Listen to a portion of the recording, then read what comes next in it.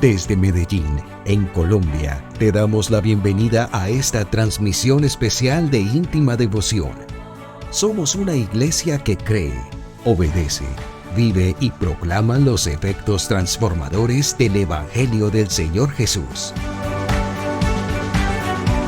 Hoy nos reunimos para celebrar el culto a Dios y transmitimos nuestra señal por las redes sociales Facebook, YouTube e Íntima Devoción Radio. Descarga nuestra aplicación en las tiendas de iPhone y Android. Bienvenidos.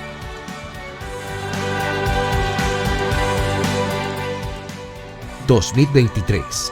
año de creerle al Señor Jesús.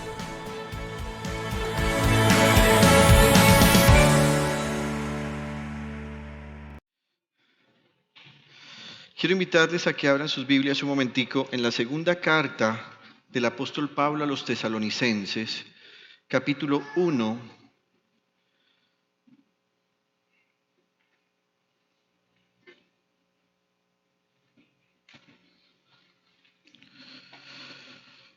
Segunda carta del apóstol Pablo a los Tesalonicenses, capítulo 1, y vamos a leer allí dos versículos, el 11 y el 12. Cuando lo tenga puede decir, gloria a Dios. Si no trajo Biblia esta noche, va a aparecer aquí en pantalla la lectura bíblica que vamos a usar. Y leo en el nombre de Jesús el Señor. Dice, por eso oramos constantemente por ustedes, para que nuestro Dios los considere dignos del llamamiento que les ha hecho, y por su poder perfeccione toda disposición al bien y toda obra que realicen por la fe. Oramos así, de modo que el nombre de nuestro Señor Jesús sea glorificado por medio de ustedes y ustedes por Él, conforme a la gracia de nuestro Dios y del Señor Jesucristo. Padre, yo te doy gracias esta noche por tu palabra. Te adoramos porque tú eres bueno, porque para siempre es tu misericordia. Te adoramos porque tú nos permites acercarnos a ti por medio de la oración. Te adoramos porque han sido muchísimas las oraciones que nos has contestado, que nos has escuchado, y también aquellas en las que la respuesta afirmativa ha sido evidente, e incluso aquellas en las que has dicho no, y nosotros por tu Espíritu hemos entendido. Gracias por escucharnos, gracias por alimentarnos. Yo te ruego, Señor, que esta noche, esta predicación, traiga bendición para tu pueblo, que traiga también exhortación para quienes nos ven desde otros lugares y no saben esto, que traiga formación espiritual para cualquier pastor o líder que pueda escuchar esta predicación, pero que sobre todas las cosas esta predicación honre y glorifique tu nombre. Te lo ruego en el nombre de Jesús y en el poder de tu Espíritu Santo. Amén, amén y amén. Siéntense un momento, por favor. Quiero compartir con ustedes este mensaje que he titulado La oración del pastor. Acabamos de tener una preciosa celebración el domingo pasado. ¿Cuántos se gozaron la celebración que tuvimos el domingo pasado? Fue un tiempo muy especial, fue un tiempo que en realidad fue refrigerio espiritual para todos nosotros, y creo que es muy importante cuando ustedes saben la historia, cuando ustedes conocen la historia. Empezar la vigilia el domingo pasado contando de dónde venimos, cómo empezó la iglesia, se convirtió al final de los primeros videitos en una gran ofrenda de alabanza y adoración a Dios que yo jamás en mi vida había escuchado en la iglesia. Nunca había escuchado un aplauso tan nutrido para el Señor, nunca había escuchado un tiempo de avivamiento tan especial como ese momento. Y creo que todo eso se dio porque tal vez muchos de ustedes no conocían esa historia. Así que ahora que la estamos recapitulando, ahora que la estamos viendo, pues seguramente ustedes también dieron gracias a Dios y alabaron a Dios por lo que ha pasado. Pero así como hay cosas que ustedes no conocían de lo que ha sido la iglesia en estos 20 años, es posible que haya cosas que usted no conoce acerca de lo que hace el pastor. Hace algunas semanas atrás, un jovencito le preguntó a su mamá, mamá, ¿y el pastor qué hace todo el día? Y la mamá le dijo, sinceramente yo no sé, hagamos una cosa, el fin de semana le preguntamos. Así que el jovencito con mucha reverencia, con mucho respeto, se me acercó y me dijo, ¿qué hace un pastor todo el día? Y una de las cosas que le respondí fue, el pastor ora. Y me dijo, ¿y eso es un trabajo? Y le dije, no, es un ministerio, porque al orar ministramos a Dios y servimos a la iglesia. Y es por eso que esta noche quisiera hablarles acerca de la oración del pastor.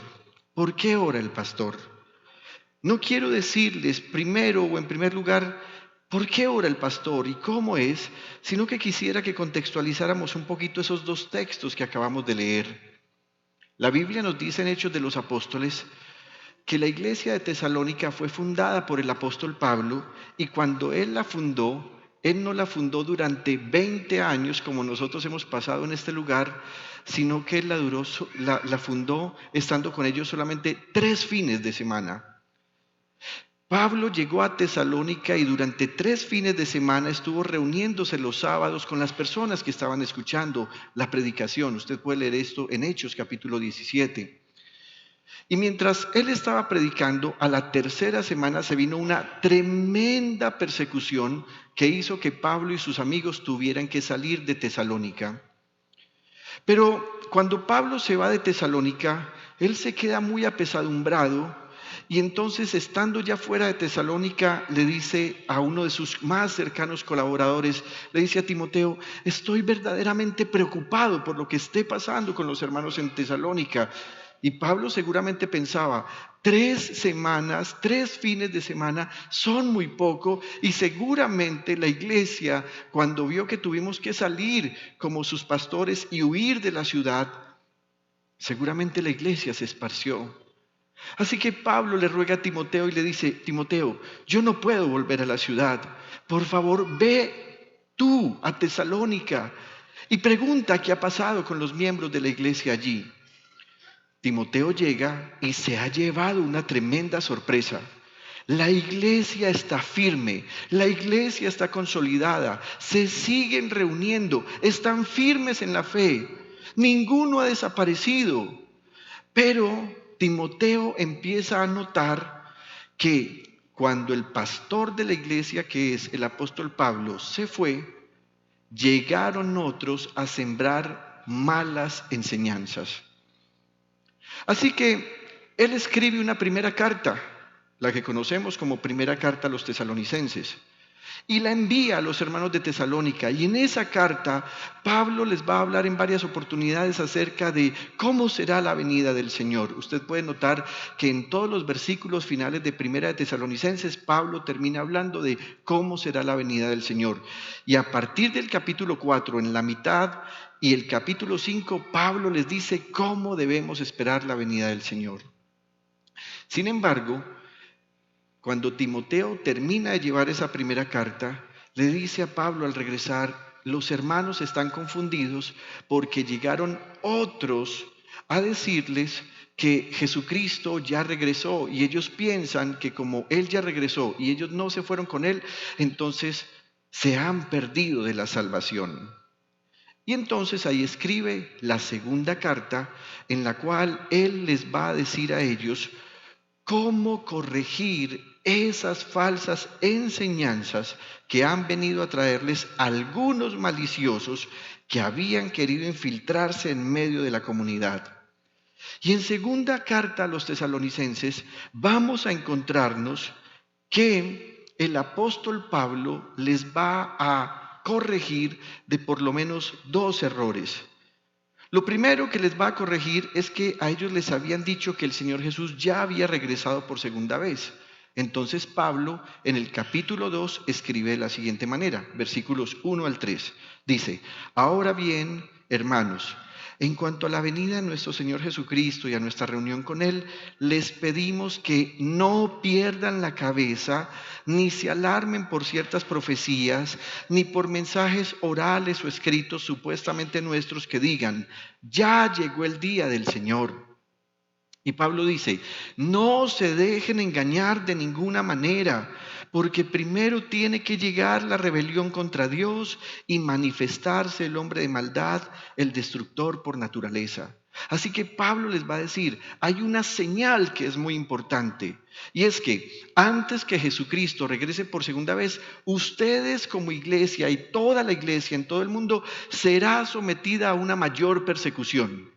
Pero también, antes que Jesucristo regrese, entonces tiene que manifestarse el hombre de maldad, que es el anticristo.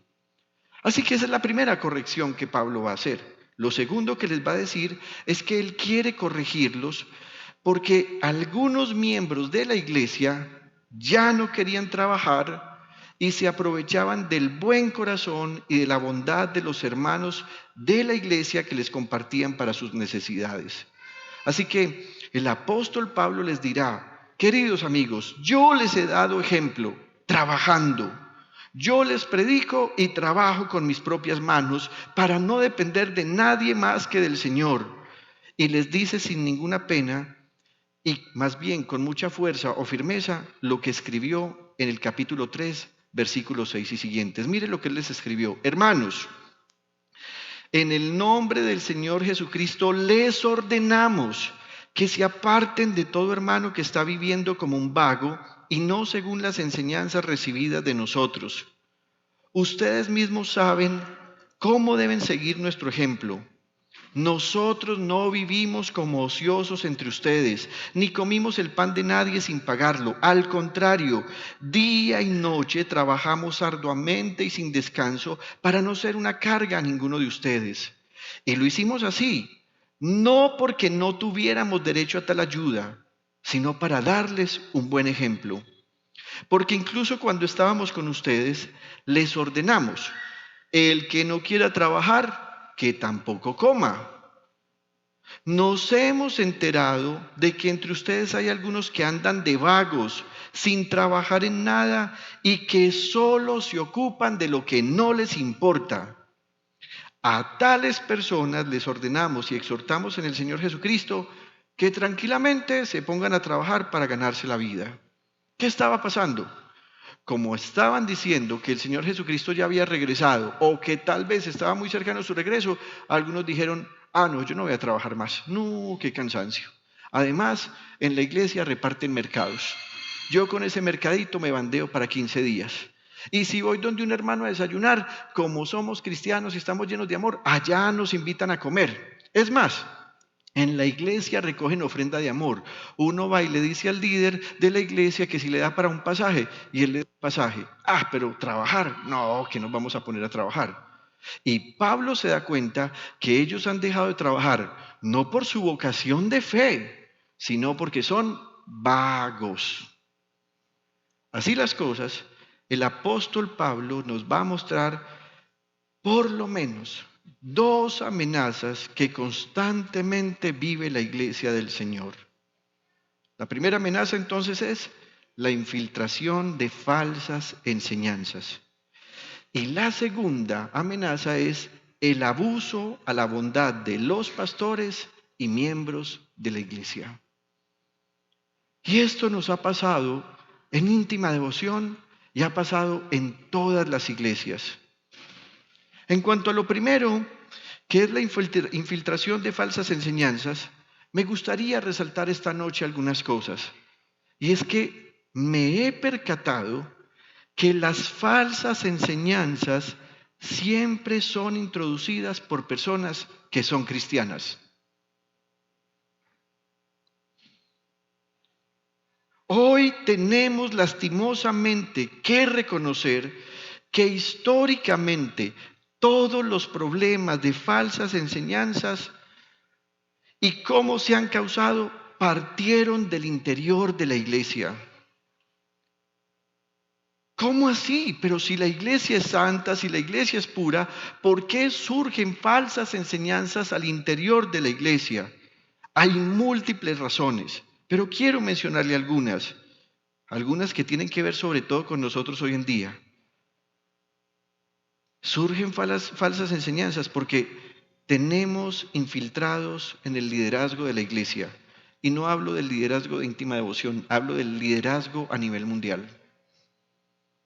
Hoy los cristianos que más se ven en redes sociales, hoy las personas que tienen mayor número de seguidores, se han convertido en una amenaza para la iglesia porque ellos andan negando la verdad del Evangelio, aunque dicen ser cristianos y aunque hablan en el nombre de Jesús, se han infiltrado para traer falsas enseñanzas. Falsas enseñanzas que cuando otros cristianos los escuchan en cualquier lugar del mundo, las empiezan a considerar ciertas porque las dijo tal. Cosas como: es que Dios aprueba la homosexualidad porque para Dios lo importante es el amor. Y entonces, como lo dijo una figura pública cristiana, que es un infiltrado, muchos cristianos empiezan a controvertir en sus iglesias, con su pastor y con la palabra de Dios, porque se dejaron influenciar. Pastor, es que el progresismo es necesario, así que tenemos que apoyar el feminismo, tenemos que apoyar el aborto, tenemos que apoyar la eutanasia. ¿Y por qué dices eso? Mire que lo dijo tal líder, o lo dijo tal pastor, o lo dijo tal cantante. Esas personas, a pesar de sus millones de seguidores, son infiltrados en el liderazgo de la iglesia. La segunda razón es que se han levantado muchos que nunca se han sujetado a un pastor, pero por causa de sus habilidades personales salen a predicar por el mundo como si fueran llamados por Dios. Y nos dejamos impresionar. ¡Wow! ¡Qué discurso! ¡Qué forma de hablar! ¡Qué orquesta presenta en su iglesia! Miren qué motivador, cómo habla. Esa palabra me llegó al corazón. La tercera razón es porque hay un alto nivel de ignorancia bíblica al interior de la iglesia. Y quisiera volver a hacer esta encuesta. Primero, ¿cómo debemos leer la palabra del Señor? Diariamente, ordenadamente, fervientemente y alegremente. Pregunta: ¿cuántos están leyendo la Biblia diariamente? ¿Cuántos la están leyendo ordenadamente? ¿Cuántos la están leyendo fervientemente? Y fervientemente significa que cuando voy a leer me desconecté de todo, porque usted debe haber experimentado que muchas veces está leyendo y al ratico se da cuenta que usted ni recuerda ni ha entendido nada de lo que está leyendo porque su mente estaba concentrada en otra cosa. Pero además, ¿cuántos la están leyendo alegremente? Si ustedes observan, cada vez que fui preguntando algo, fueron bajando el amén y las manos levantadas. ¿Por qué es importante leerla diariamente, hermanos? Porque esta es la palabra de Dios. Y por ser palabra de Dios es el único o la única herramienta, permítame usar esta palabra, que nos permite alejarnos del pecado. Esta mañana les escribí a la mayoría de la iglesia un mensaje en el que les decía, bueno, fue en redes sociales tal vez. La Biblia versus el pecado. ¿Recuerdan el título? ¿La Biblia te aleja del pecado o el pecado te aleja de la Biblia? Cuando una persona pecadora lee la Biblia, esa persona empieza a alejarse del pecado. Y es un asunto que, como dijo el pastor, no es automático, pero es progresivo. La semana pasada lo predicó. Pero cuando una persona se aleja de la Biblia, entonces el pecado le aleja de la palabra del Señor. Así que cuando decimos, leamos, ¿cómo? Y ese sí es automático. Si usted le pregunta a una persona que dice estar débil, fría o inclusive en descarrío espiritual, oye, ¿estás leyendo la palabra? Siempre la respuesta es no. ¿Por qué? Porque al dejar de leer la Biblia, inmediatamente se fue al pecado. Alguien dirá, ¿hay un punto neutro? No, no lo hay. No hay punto neutro. Alguien dice, ni leo la palabra ni peco. No se equivoquen, queridos hermanos. El apóstol Santiago citó el siguiente texto en el cual dijo, al que sabe hacer lo bueno y no lo hace, le es tenido por pecado.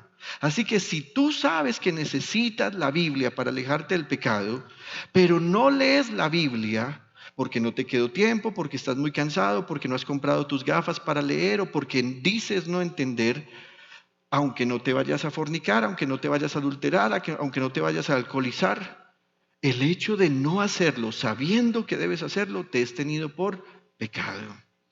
Y también hemos observado que algunas de las razones por las cuales las falsas enseñanzas han sido introducidas en la iglesia es porque muchos neófitos andan por el mundo predicando las cosas de Dios, pero no conocen a Dios. En la primera carta a Timoteo, Pablo escribió acerca de los requisitos de alguien que es un pastor, y en este caso lo llamará obispo. No se imagine el obispo de la religión romana, porque ellos tomaron esta palabra bíblica. Obispo significa alguien que está por encima y que ve desde arriba cómo están las ovejas. La palabra obispo viene de la palabra griega episcopos y es una palabra que se usaba para los pastores que se hacían en la parte alta de un lugar donde veían las ovejas. Así que algunas veces había pastores que estaban junto a las ovejas, pero el episcopo o el obispo estaba arriba y él desde una montaña, desde una roca, veía si alrededor había peligro y además tenía la oportunidad de estar contando las ovejas. Así que Pablo dice, así que el obispo debe ser intachable, es decir, el pastor que cuida las ovejas, el pastor que las cuenta, el pastor que se da cuenta de los peligros, debe ser intachable. Mire, esposo de una sola mujer, moderado, sensato, respetable, hospitalario, capaz de enseñar. No debe ser borracho, ni pendenciero, ni amigo del dinero, sino amable y apacible. Debe gobernar bien su casa y hacer que sus hijos le obedezcan con el debido respeto, porque el que no sabe gobernar su propia familia, ¿cómo podrá cuidar de la iglesia de Dios? Y mire esto, no debe ser un recién convertido, no sea que se vuelva presuntuoso y caiga en la misma condenación en que cayó el diablo. Así que hoy tenemos personas que van a una iglesia, estuvieron 1 año, 2 años, inclusive 5 años, y de un momento a otro dijeron, vamos a abrir una obra, vamos a ser pastores. Hermanos, no puede ser una persona recién convertida. El apóstol Pablo mismo experimentó un proceso de discipulado que según él se demoró 13 años, a pesar que él con sus propios ojos vio al Señor Jesucristo resucitado. Hermanos, la carrera de la fe y la carrera del pastorado no es una carrera de afán, es una carrera de fidelidad, de servicio y de perseverancia. Así que yo no confío en personas que estuvieron 1 año en una iglesia, otro año en otra, 2 años allí y al 6.º año o al 5.º año dice que se fueron a abrir una obra. Pablo dice que esas personas terminarán cayendo en el engaño, y mire esto, se volverán presuntuosos y van a caer en la misma condenación que cayó el diablo. ¿Por qué? Porque por no tener la experiencia de fe ni el conocimiento de Dios, se van a atrever a negar al Señor Jesucristo mismo. Entonces, aquí hablamos en cuanto a lo primero, la infiltración de falsas enseñanzas. Y hablemos en cuanto a lo segundo. Hermanos, en nuestras iglesias siempre ha habido personas que están interesadas en sacar provecho económico de la iglesia. Y cuando no lo reciben, se van de las congregaciones hablando mal porque no se les suplió su necesidad. Sin embargo, cuando ellos se van a hablar mal de un pastor, ellos no dicen que en realidad son vagos y perezosos. Para ellos la culpa siempre es de los demás. Me ha pasado durante mucho tiempo y hasta hace algunos años tuve que orar y decirle al Señor, Señor, voy a tener que hacer uso de la templanza porque la templanza también es fruto de tu espíritu. Llegaban personas a la iglesia Empezaban pidiendo un pasaje, después un mercadito, después una ayuda. Hermanos, llegamos al punto en que había personas que había que pagarles la cuenta de servicios, la seguridad social y el impuesto predial. Y dije, no puedo. Primero porque no lo hacía de los fondos de la iglesia, lo hacía de lo poco que yo tenía y me tenían quebrado. Y un día dije, no más. ¿Saben qué pasó con esas personas? No volvieron. Le hemos dicho a los hermanos del protocolo, cada cierto tiempo aparecen en las puertas de las iglesias personas que dicen que vienen de otra ciudad o que vienen de otro país o que vienen a preguntar por el pastor porque necesitan hablar con él. Y lo que necesitan hablar con él es pedir dinero. Le hemos dicho a los hermanos, por favor, no. Por favor, conviértanse ustedes en una ayuda para nosotros, porque de verdad que si uno le diera a todo el que le pide, y más bien el pastor una vez dijo esto, si uno recibiera en la misma proporción que a uno le piden, uno sería millonario. Pero algunas veces uno escasea. Y esto no es falta de amor. Esto no es falta de amabilidad, esto no es falta de sensibilidad cristiana, esto ni siquiera es falta de humanidad. Esto tiene que ser un ejemplo porque Pablo dice que ese tipo de personas son vagos y perezosos. Quieren vivir a costillas de los demás. Si eso pasa con los pastores, ¿qué no pasa con ustedes? En ocasiones he tenido que acercarme a algunos hermanos y decirles, mi hermanito, me enteré que hay una persona en la iglesia que cada que te ve, te extorsiona. Por favor, detén tus donaciones. Algunos hacen caso y otros no. Los que hacen caso se dan cuenta que cuando detienen sus donaciones, el vago y perezoso no vuelve. Los que no hacen caso terminan sintiéndose asfixiados por quienes les piden. El amor cristiano es un amor en el que debemos aplicar con igualdad y con balance varias cosas. Una de ellas es el discernimiento. Es sensato dar, pero es sensato dar cuando sabemos que el que está recibiendo es una persona que en realidad tiene necesidad. También debemos aprender que ese discernimiento tiene que estar ligado a la generosidad. Hermanos, yo no sé si a usted alguna vez le ha pasado que usted quiere darle a alguien, pero usted sabe que esa persona no necesita. Ser generoso no es darle solo al que necesita. Ser generoso es compartir, y algunas veces ser generoso es compartir con el que no necesita. La pastora y los hermanos de la obra social de la iglesia algunas veces se acercan donde hermanos y les dicen, hermanos, queremos compartirte este mercado. Y algunos hermanos dicen, ay no, es que yo no tengo necesidad. Es que no te estamos dando porque tengas necesidad, te estamos dando porque queremos compartir contigo. Esa es la generosidad. La Biblia dice que había un hombre llamado Booz que terminó casándose con una muchacha llamada Ruth. Pero Ruth, antes de casarse con él, fue a trabajar a su campo y la Biblia dice que ella recolectó 20 kilos de cebada.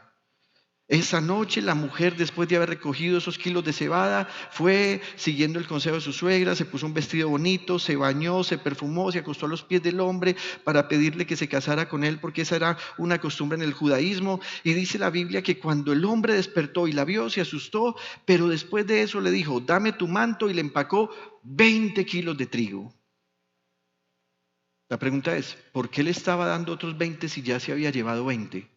Porque la generosidad no siempre es darle al que necesita. Y quiero hacer un paréntesis más acá. Cuando alguien se acerque a darte, saca de tu boca la fea costumbre de no aceptar diciendo, es que no necesito. Algunas veces las personas no te dan porque necesitas, te dan porque te están expresando su amor. Y esa es la generosidad cristiana.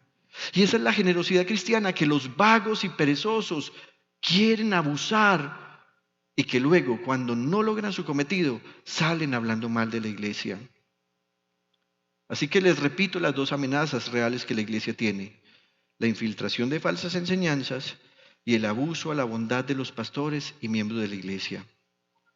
Les decía entonces que el apóstol Pablo escribió esta carta para decirle a la iglesia que esos dos peligros deben ser enfrentados con firmeza. Y lo primero que Pablo dirá a los que enseñan falsas doctrinas o argumentos es que a esas personas no se les debe prestar atención. Volvamos al capítulo 2, versículo 3. No se dejen engañar de ninguna manera. Queridos hermanos, no todo el que diga ser cristiano merece que escuchemos su mensaje. Tenemos que tener discernimiento para no dejarnos engañar. ¿Y saben cuándo somos más propensos a ser engañados? Cuando más seguros nos sentimos de que no seremos engañados. Hace algunos años atrás, la pastora se dio cuenta que una dama de la iglesia iba a hacer una vuelta en un banco y la pastora le dijo: mijita, ojos abiertos y oídos despiertos, mucho cuidado con el paquete chileno. Y la hermana de la iglesia, que iba a hacer una vuelta de ella y su familia con su dinero, se rió y le dijo: ay, pastora, usted sí es charra, ¿usted cree que a mí me van a engañar? Le hicieron el paquete chileno. ¿Por qué se lo hicieron? Porque se sentía tan segura de que no iba a ser engañada, que su extrema seguridad de creer que no iba a ser engañada le permitió ser engañada. Esta expresión donde Pablo dice, no se dejen engañar de ninguna manera, nos recuerda las palabras del Señor Jesús cuando en Mateo 24, la primera señal que Él le da a los discípulos y la primera instrucción que Él les da cuando le preguntan: dinos cuándo sucederán estas cosas y qué señal tendremos de tu venida y del fin del mundo. Lo primero que les dijo fue: no se dejen engañar. No dejarse engañar no es fácil. ¿No le ha pasado a usted que usted recibe un billetico y lo toca y usted dice como: ay, lo siento raro? ¿Por qué no lo sentiste raro cuando lo recibiste? Porque estabas tan seguro y te dio tanta pena confrontarlo con la persona que te sentiste seguro y te fuiste, aunque en el fondo tenías desconfianza. Una vez un hombre me metió un billete de 50.000 falso. Me bajé de un taxi y entonces fui a una tienda y le dije: señor, ¿usted me puede cambiar este billetico de 50.000? Y el hombre me lo recibió y me dijo: espéreme a ver yo si tengo. Y se entró. Y yo me puse a mirar para afuera, yo me puse a mirar al taxista como: hey, ya voy.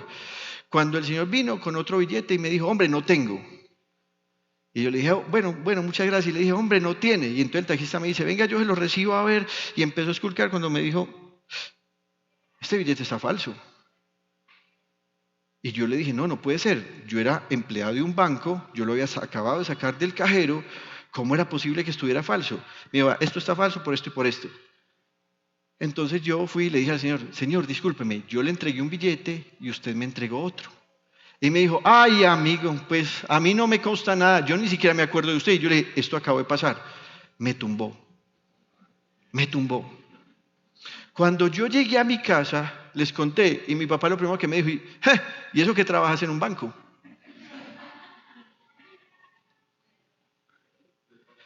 Dejarse engañar es muy fácil.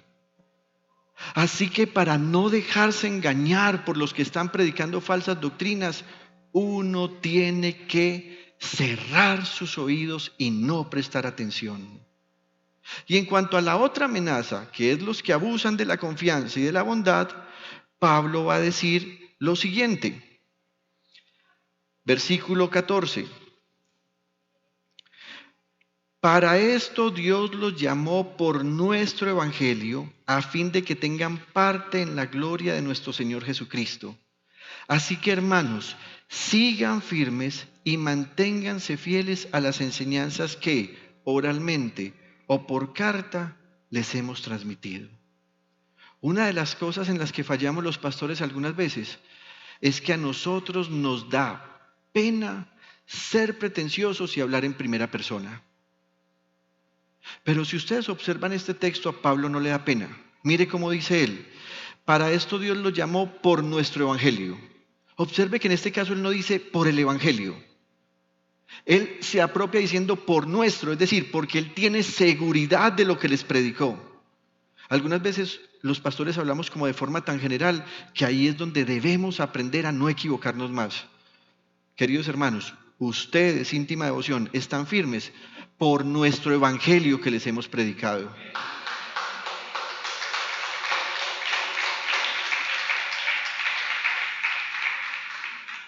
¿Los llamé yo? No. ¿Los llamó el pastor? No. Aquí queda claramente. Dios los llamó. ¿Cómo? Por nuestro evangelio. Mira el versículo 15. Así que hermanos, sigan firmes y manténganse fieles a las enseñanzas que oralmente o por carta les hemos transmitido. Observe que él no dice, lean todo, escuchen todo y prestenle atención a todo. Él dice, nosotros les hemos transmitido. Una vez una pastora me dijo, vos, ¿qué pensás de esta predicación que tuvimos en el Congreso de Pastores? Y yo le dije, terrible.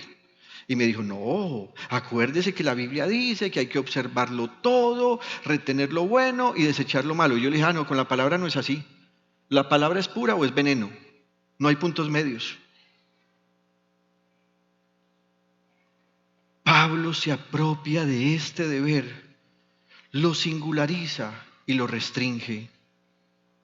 El apóstol Pablo sabe que cuando se tienen los oídos abiertos para atender a cualquiera, siempre vendrá un engaño. Algunas veces los hermanos se burlan de mí y me dicen, es que usted es muy celosito, Pastor Junior, es que usted es muy bravo, es que usted todo el tiempo se descompone fácilmente. Porque no han visto al Pastor Papá.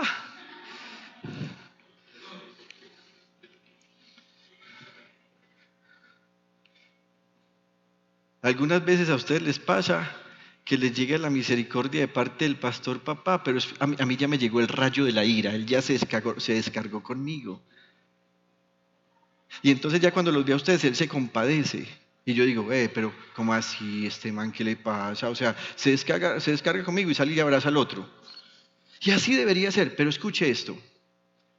Pablo reconocía que algunas veces él no tenía una buena manera de tratar a los hermanos y que se portaba como un novio celoso. La diferencia es que él no es el novio. Y mire lo que le escribió a los hermanos en Corinto. En su segunda carta, en el capítulo 11, versículos 1 al 6, dice, ojalá me aguanten unas cuantas tonterías. Sí, aguántenmelas. Miren esto, el celo que siento por ustedes proviene de Dios. Hermanos, ustedes no saben cómo me choca cuando yo me doy cuenta que ustedes se fueron a hacer vigilia a otra parte. Me choca. Ustedes no saben cuánto me choca y me dan celos y vea, quiero llamarlos y pegarles la vacía del siglo cuando me doy cuenta que se fueron a hacer ayuno y oración en otra parte. No saben lo que siento por dentro, estos celos, como la canción, estos celos que me matan. ¿Dónde están los hermanos? No, que en un concierto. Y miren la razón. El celo que siento por ustedes proviene de Dios. No es humano. No es por mí.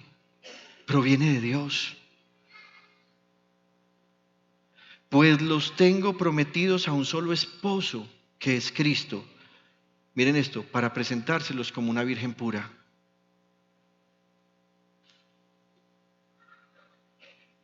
Como una doncella que nunca ha conocido varón. Eso es una virgen pura.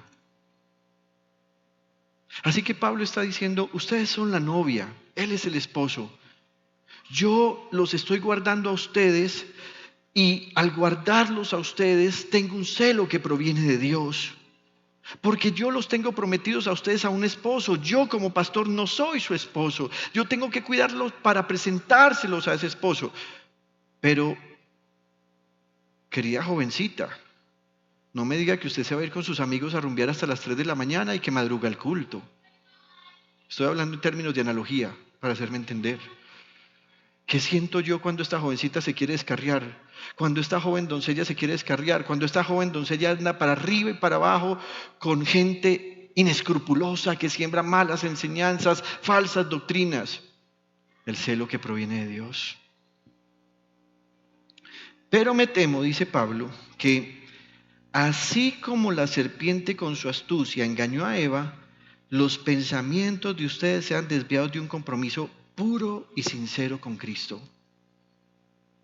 Si alguien llega a ustedes predicando, miren esto, vea pues todo lo que se puede predicar diferente, a un Jesús diferente del que les hemos predicado a nosotros. Atención a esto, están predicando a Jesús diferentes al de la Biblia. Mire qué más es diferente. O si reciben un espíritu o un evangelio diferentes. Miren, van tres cosas que son diferentes. De los que ya recibieron, y Pablo dice, a ese lo aguantan con facilidad. Pero considero que nada soy inferior a esos superapóstoles. Quizás yo sea un mal orador, pero tengo conocimiento.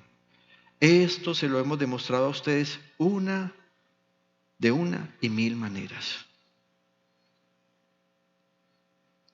Y nosotros aquí en Íntima Devoción se los hemos demostrado a ustedes. Tenemos conocimiento. Quiero ser franco en esto. Yo algunas veces no hago muchos milagros. Y digo yo, no porque yo los haga, sino el Espíritu de Dios que está en nosotros, pero tenemos que apropiarnos de esto. El Señor Jesús dijo, vayan y hagan ustedes esto. Y cuando los hacemos, no andamos publicándolos.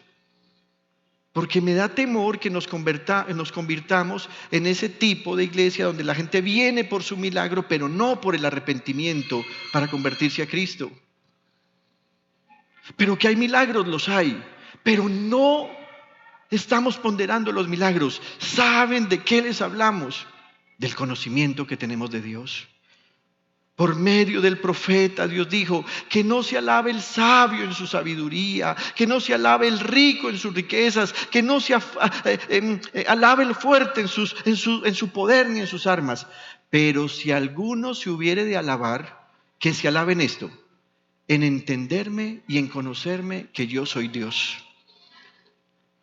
¿Qué pasaría si en un culto ustedes llegaran, sanáramos a 100 personas, 30 paralíticos, levantáramos a 2 muertos?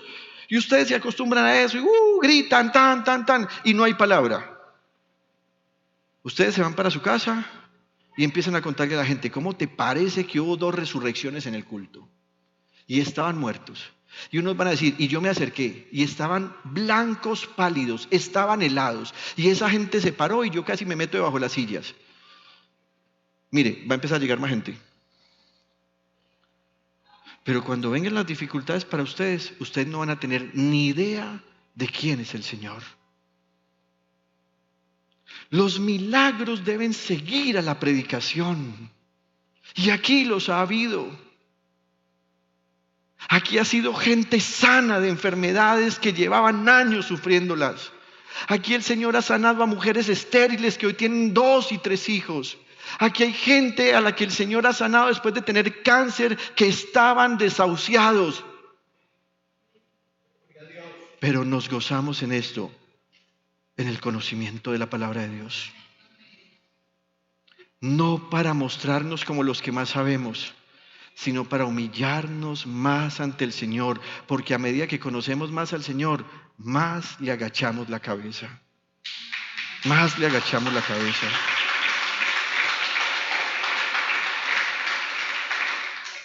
Alguien dirá, pastor, es que es muy bueno estar escuchando a otros predicadores para poder crecer más en la fe. Hermanos, eso no es cierto. Hace unos 3000 años, el rey Salomón, dirigido por el Espíritu de Dios, escribió lo siguiente. Eclesiastés 12:11. Las palabras de los sabios son como aguijones, como clavos bien puestos son sus colecciones de dichos, dados por un solo pastor. Ahora bien, hay una cosa más que un pastor debe hacer, y es la que llevaba el título de este sermón. Un pastor, según la Biblia, debe hacer, actuar.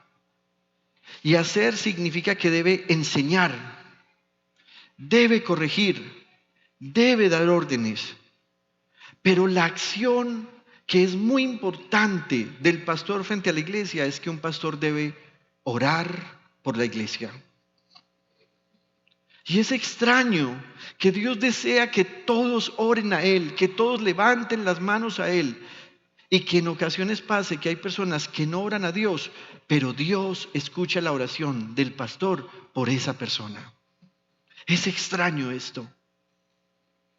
Alguien dice, no, es que Dios no oye la oración de otros por uno. Sí la oye. Y por eso Pablo escribió, versículo 11, por eso oramos constantemente por ustedes,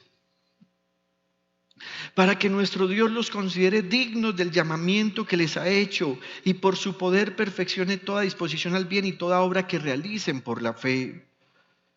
Insiste en decir, oramos así, de modo que el nombre de nuestro Señor Jesús sea glorificado por medio de ustedes y ustedes por Él, conforme a la gracia de nuestro Dios y del Señor Jesucristo. Queridos hermanos, a los que siembran falsas enseñanzas, Pablo y un pastor los debe desenmascarar. A los que abusan de la bondad de la iglesia, Pablo y un pastor los debe mandar a trabajar. Pero a los creyentes fieles, Pablo y un pastor los debe instruir y debe orar por ellos. Eso hace un pastor. Enseñar la palabra de Dios, decirle a los creyentes cómo mantener viva su fe, ayudarles a comprender lo que la Biblia dice y por qué lo dice. Yo no sé si para ustedes ha sido una gran bendición que durante años leyeron un texto y no lo comprendían y un día el pastor predicó acerca de él y ustedes dicen, ¡ay, lo entendí! Además, un pastor debe enseñarle a la iglesia cómo comportarse en los diferentes ámbitos de la vida. Por eso es que algunas veces en la iglesia el pastor necesita hablar de cómo debe ser tu relación de pareja, cómo debe ser tu relación familiar, cómo debe ser tu relación laboral, cómo debes comportarte en tus relaciones sociales. Incluso algunas veces tu pastor te dice cómo manejar tus finanzas, cómo enfrentar el dolor, cómo enfrentar el sufrimiento, cómo enfrentar las pérdidas, cómo comportarte con los no creyentes y en fin, cómo honrar el nombre del Señor en su vida cotidiana. Así que hay 5 cosas por las que los pastores oramos por la iglesia y la primera es que Dios los considere dignos del llamado. Y quiero que piensen esto. Dios te está llamando al arrepentimiento. Dios te está llamando a la salvación. Y Dios te está llamando a servirle. Son 3 llamados. Así que cuando Pablo habla de ser dignos del llamamiento, él está pensando en estas 3 cosas. ¿Sabes una cosa? Dios está llamando a toda la humanidad al arrepentimiento. A todo el mundo Dios lo llama al arrepentimiento. Pero de ese todo el mundo, a algunos Dios los llama a la salvación y les toca el corazón. Y por eso es que se congregan las personas en las iglesias, porque Dios les está llamando a la salvación. Y usted dirá, ¿y qué pasa con los de afuera?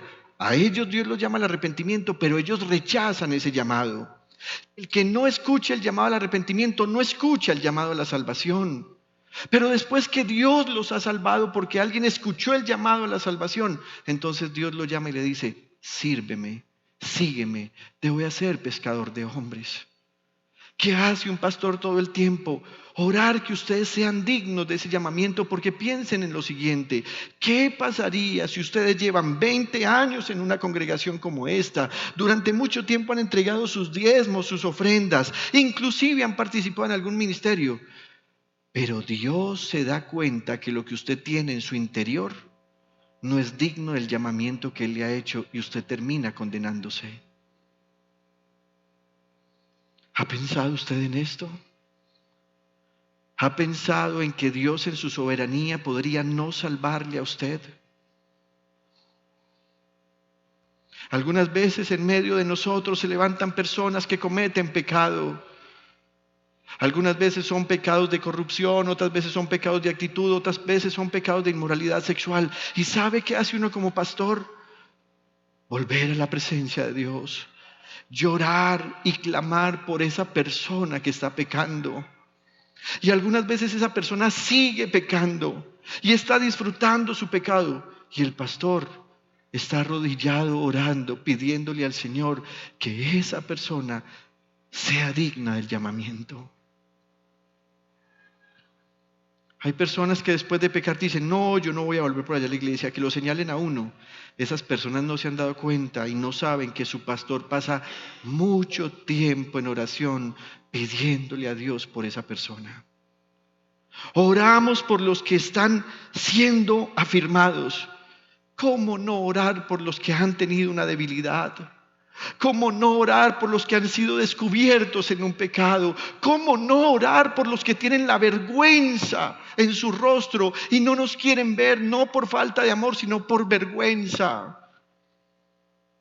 En segundo lugar, oramos para que Dios perfeccione sus intenciones y la manera como actúan de tal forma que sea acorde a la fe. Una de las cosas que Jesús detesta es la gente que piensa una cosa y hace otra. Jesús a ese tipo de personas los llama hipócritas, camada de víboras. Cuando Pablo está diciendo que él ora para que el poder de Dios se perfeccione para toda disposición al bien y para que toda obra que realicemos sea en la fe, lo que él está tratando de decir es que cada miembro de la iglesia sea coherente en lo que siente por dentro, en su intención y también en lo que hace. Esas son las obras de fe. Estar acorde a la fe significa que lo que yo pienso adentro es igual a lo que hago afuera. Piensen en esto, queridos hermanos, y me pondré como ejemplo. Supongamos que yo no fuera el pastor de esta iglesia, que yo fuera un miembro más y que tal vez mi única función fuera tocar el piano. Y que yo viniera aquí a cantar y les dijera, levantemos nuestras manos, adoremos al Señor. Pero dentro de mí, en mi mente, esté pensando en toda la pornografía que consumí antes de llegar al culto.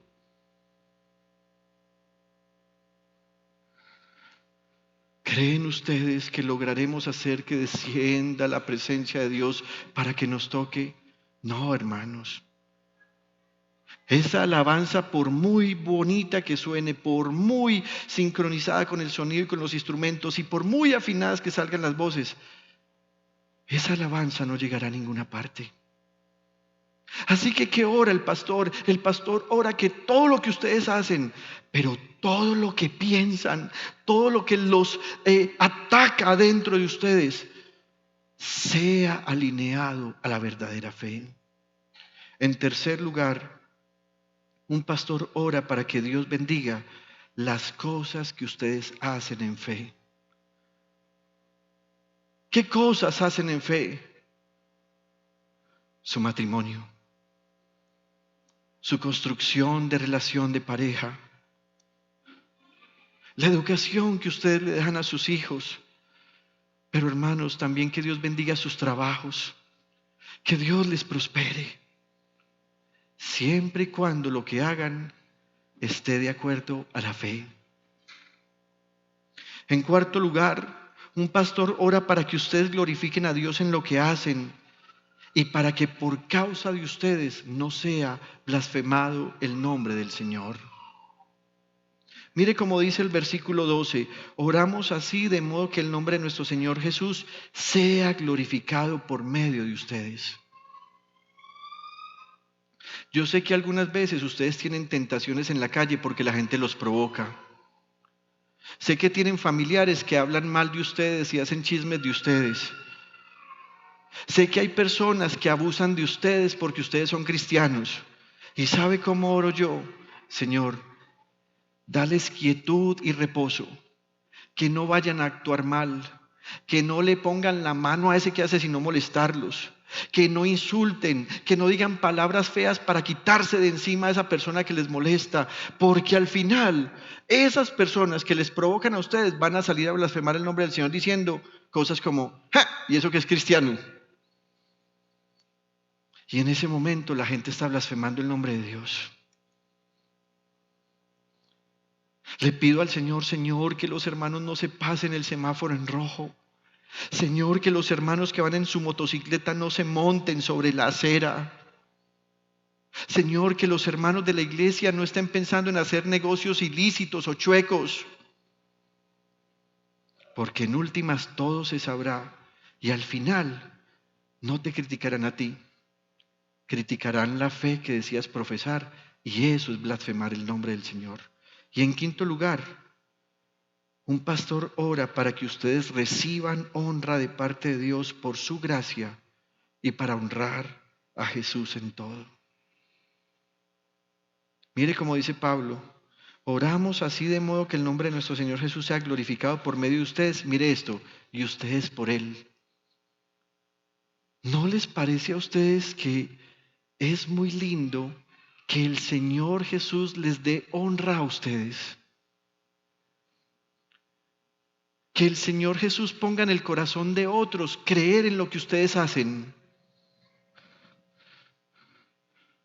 Que el Señor les dé una gracia especial para que aunque usted no sepa hacer una labor, la gente le diga a usted, te voy a dar una oportunidad. Y para que cuando la termines la gente te diga, jamás había tenido una persona como tú cerca de mí. Eso no es honra de la gente, eso es honra del Señor Jesús para ti. Siempre nos hemos acostumbrado a darle la gloria y la honra al Señor, pero pocas veces pensamos que Jesús quiere darnos honra a nosotros también. Estas son las razones por las que ora un pastor. Y al orar así, puede ser que en la iglesia en algunos momentos haya brotes de dificultad, brotes de pecado. Algunas veces uno ve a los hermanos como plantas marchitas, aunque las demás están floreciendo. ¿Sabes qué hace el pastor? El pastor no viene y arranca las marchitas. El pastor no aplasta a las que están dando de qué hablar. El pastor vuelve y mueve la tierrita a punta de oración y de rodillas, como hace el campesino cuando está en la era, para que el Señor salve a esa persona por la que Jesús dio su vida en la cruz del Calvario. Si alguna vez te vuelve a llegar un mensaje como el que hace algunos meses atrás enviaba y le decía a la iglesia, estoy orando por ti. Si alguna vez escuchas que el pastor en la emisora o te manda un mensaje diciendo que está orando por ti, ya sabes cómo estamos orando por ti. Porque deseamos tu bienestar. Si alguna vez cometes un pecado y eres descubierto y estás afuera de la iglesia porque tienes pena de regresar, debes saber que tu pastor aquí sigue orando por ti. Y que al orar por ti, no te está maldiciendo, pidiéndole a Dios que no regreses para que la iglesia no se contamine, sino que le está pidiendo al Señor que seas restaurado para que estas 5 cosas se cumplan en tu vida. Aunque tu pastor algunas veces sea tan duro contigo y te exhorte y te diga, estoy molesto contigo, y te lo diga en tu propia cara, debes saber que tu pastor oró por ti de esta manera. Y no es una vez. Pablo dice, oramos constantemente por ustedes.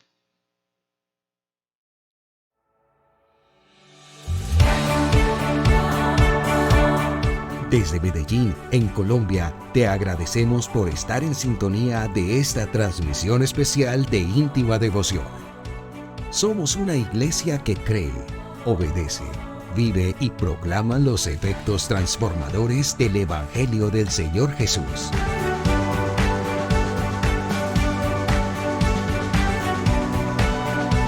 Hoy nos reunimos para celebrar el culto a Dios y transmitimos nuestra señal por las redes sociales Facebook, YouTube e Íntima Devoción Radio.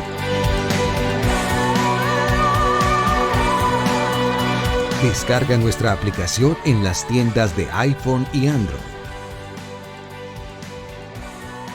2023, año de creerle al Señor Jesús.